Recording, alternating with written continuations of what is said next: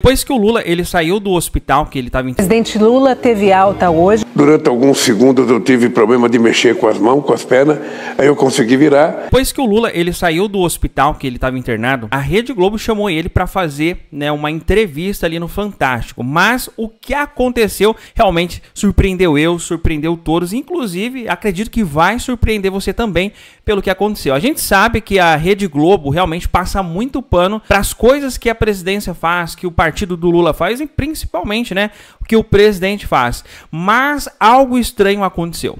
Parece realmente que esse relacionamento está fragilizado, porque em muitos momentos da entrevista você vai ver a repórter questionando o Lula. E aí?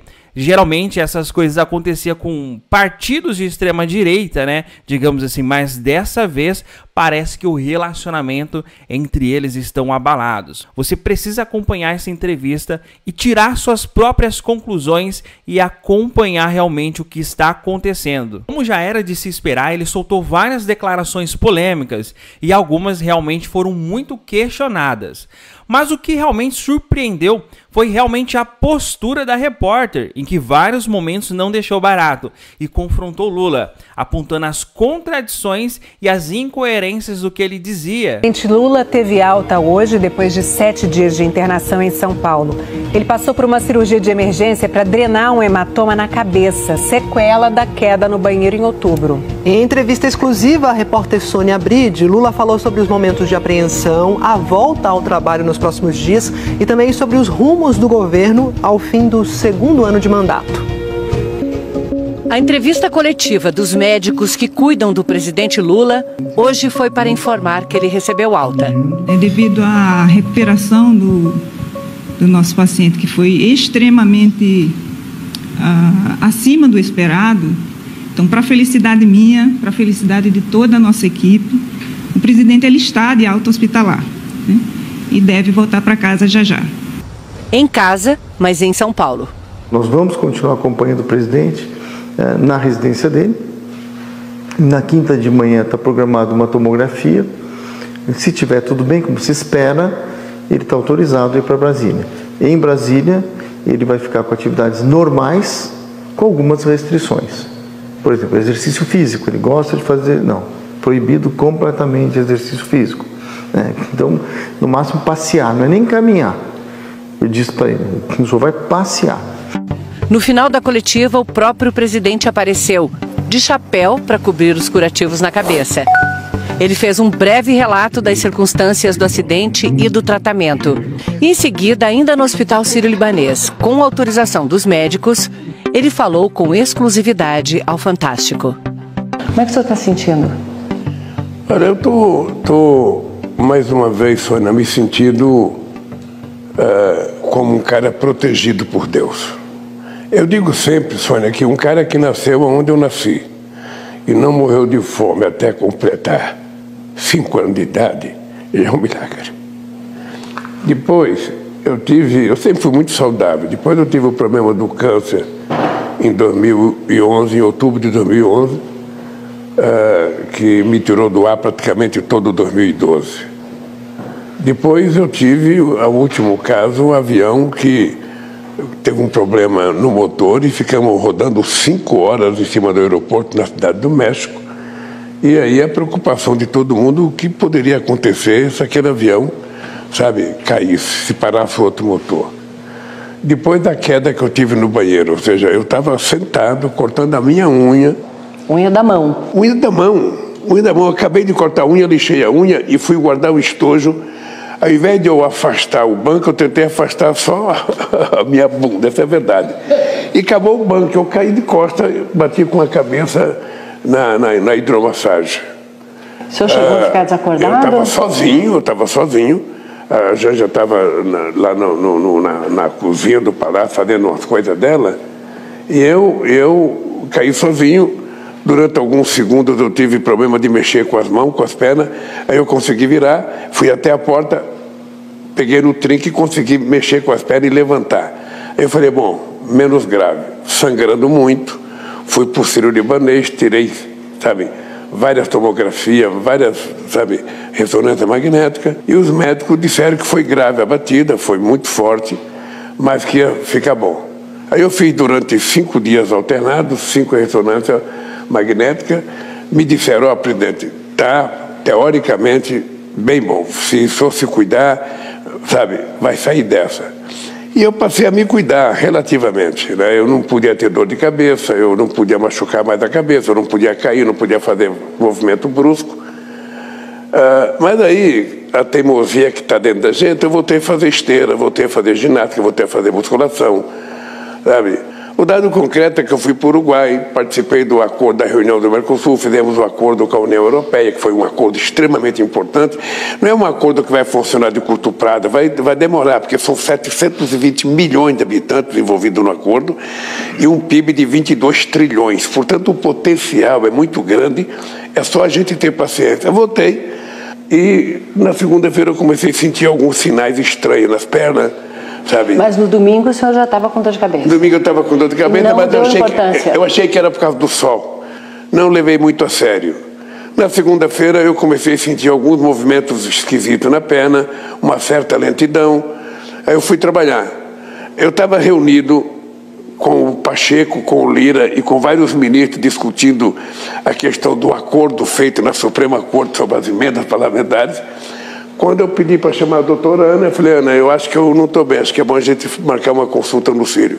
Aí fui no Sírio, fiz uma outra ressonância magnética, eu já não aguento mais daquela máquina, já não aguento mais do barulho daquela máquina. Aí quando eu saí, os médicos estavam assustados, sabe? Aí me ligaram de São Paulo, ó, tem que vir urgente para São Paulo. E eu fui urgente para São Paulo na medida do possível, porque o avião estava no Rio de Janeiro, e teve que vir o avião. Eu fui para São Paulo. Quando eu cheguei Quando o senhor viu que os médicos estavam assustados, o senhor também ficou assustado? Eu fiquei preocupado, porque afinal de contas a cabeça é a parte mais delicada. O senhor achava que passado esse tempo já estava fora de perigo? Eu achei que estava fora de perigo, essa é a verdade.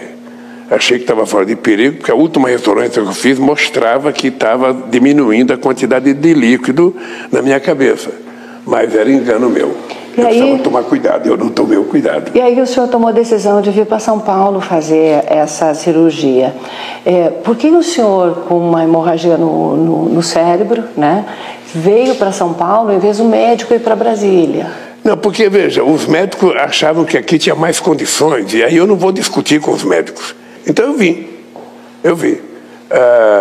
E cheguei aqui, fui operado imediatamente. E como é que foram aquelas horas esperando o avião chegar e para até embarcar? Olha, a preocupação da Janja era não me deixar dormir. Então eu ficava o tempo inteiro não me deixando dormir. O senhor estava muito sonolento? Estava com sono.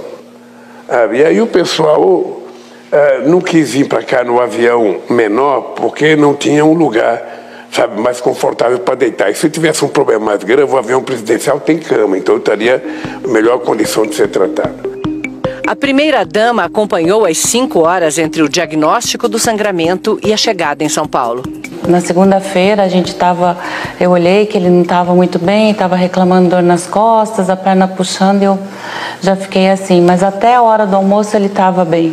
Ele começou a decair durante a tarde e aí a gente foi para o Sírio e eu posso te dizer que depois da noite que a minha mãe faleceu, aquela foi a pior noite para mim.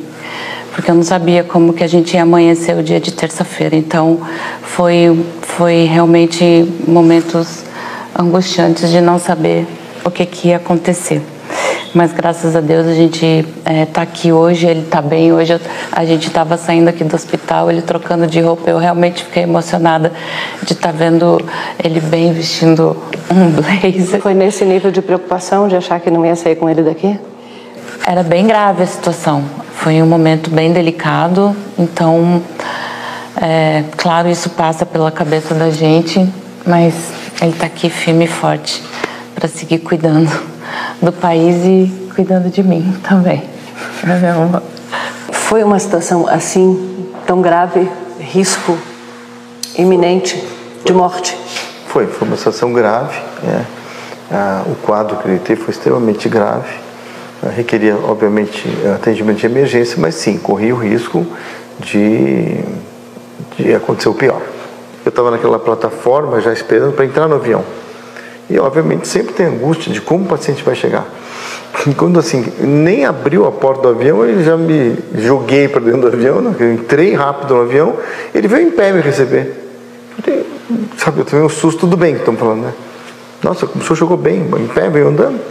Aí, obviamente, colocamos ele na ambulância e chegamos no hospital, a equipe médica, a equipe do Dr. Marcos Stable já estava pronta. No centro cirúrgico, na sala cirúrgica, ele foi direto para a sala cirúrgica e aconteceu a cirurgia. O senhor ficou muito preocupado? Como é que o seu nível de preocupação com a sua saúde e com a sua vida naquela hora? Eu comecei, a última coisa que eu lembro é quando eu entrei na ambulância, que era uma ambulância muito barulhenta e ela pulava muito, eu reclamei da ambulância, é preciso comprar uma ambulância mais decente. Aí, a última voz que eu ouvi foi quando eu cheguei no Sírio-Libanês, que gritaram, chegamos.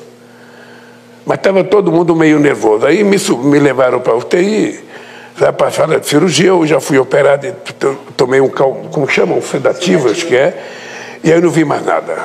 Aí não vi mais nada, querida. Aí eu só fui acordar no dia seguinte com a cabeça já embrulhada, empacotada. Na cirurgia, os médicos retiraram o sangue que se acumulou dentro de uma cápsula de 3 centímetros entre o osso e uma das membranas que formam as meninges, chamada dura mater. Os cirurgiões colocaram um dreno para remover o líquido acumulado na cápsula. Na quinta, outro procedimento, dessa vez para reduzir as chances de um novo sangramento. Um catéter longo e fino foi introduzido pela artéria femoral na perna e chegou até a entrada da artéria da meninge, que foi obstruída por um material cirúrgico, inserido por dentro do catéter, como se fosse uma gelatina, que entope esse vaso. Como é que o senhor está se sentindo hoje? Assim? Como é bem, totalmente bem. Veja, o que os médicos me dão tranquilidade é que se eu me cuidar, eu não posso fazer ginástica, eu não posso fazer esteira, eu posso andar, mas passear, sabe? Um passeio de shopping, eu não posso fazer esteira a 6 km por hora, 7 km, eu corria, sabe? Dava um trotezinho de 7 km por hora durante 10 minutos seguidos. Eu ando numa velocidade rápida, mas é por hábito mesmo. Eles falaram que isso não pode, eu tenho que esperar cicatrizar os furos que eles fizeram para tirar o líquido, sabe? Um furo para tirar o líquido, outro para jogar soro para ir lavando o cérebro. Então... Está com vários curativos na cabeça. Não, eu tenho aqui o curativo, eu posso até te mostrar o curativo aqui, mas não é uma coisa boa, por isso que eu pus esse chapéu aqui, que eu só vou ficar até quinta-feira, porque eu tenho que fazer uma nova tomografia, e eu quero fazer no mesmo lugar que eu fiz as outras, aí eu volto para Brasília para trabalhar normalmente. Eu tenho que ver se tenho possibilidade de participar do Natal dos catadores de material reciclável aqui em São Paulo, que eu sempre faço. Eu tenho que fazer uma reunião ministerial antes de findar o ano. E o restante eu vou ficar em Brasília tranquilo, não vou sair para lugar nenhum, vou ficar me cuidando. A gente sabe que o senhor tem apreço por participar de reuniões multilaterais, dos organismos internacionais, então isso vai ficar na espera por um tempo. A próxima viagem internacional que eu tenho é para o Japão, acho que dia 27 de março. É uma visita do chefe de Estado e do Japão eu iria ao Vietnã. Essa viagem vai dar para fazer tranquilamente. Quando chegar em março eu já estou totalmente curado. O que eles têm alguma preocupação é nos próximos 45 a 60 dias até fechar o furo que eles fizeram. Nessa semana aqui, em que o senhor estava internado, o senhor conseguiu acompanhar um pouco das notícias políticas e da economia? Eu acompanho sempre. Eu não deixo de acompanhar a notícia política, porque eu, depois da cirurgia, eu voltei, pelo menos do ponto de vista de percepção das coisas, de entender as coisas, totalmente 100% normal. Eu voltei a comer normal, sabe? E eu fiquei acompanhando a notícia política com muita tristeza, saber que pessoas que passaram a vida inteira recebendo dinheiro da União para cuidar da soberania nacional, estavam tramando um golpe nesse país. É muito triste. É muito triste para quem começou a brigar pela liberdade democrática, ainda muito jovem, sabe, que participou da campanha das diretas, muito jovem, sabe, que foi para a rua fazer as primeiras greves desse país, muito jovem. É muito triste saber que pessoas que chegaram ao cargo de general de 4 estrelas, sabe, montaram uma máquina de fazer maldade nesse país e queria dar um golpe. Sabe, eu perdi 4 eleições. Cada vez que eu perdi uma eleição, eu ia para casa, sabe, chorar minhas mágoas, reclamar e me preparar. Então é muito grave o que eles fizeram. É muito grave. Eu fiquei chocado, e eu vou te dizer uma coisa. Eu defendo que eles tenham a presunção de inocência que eu não tive. Eu quero que eles tenham todo o direito de defesa.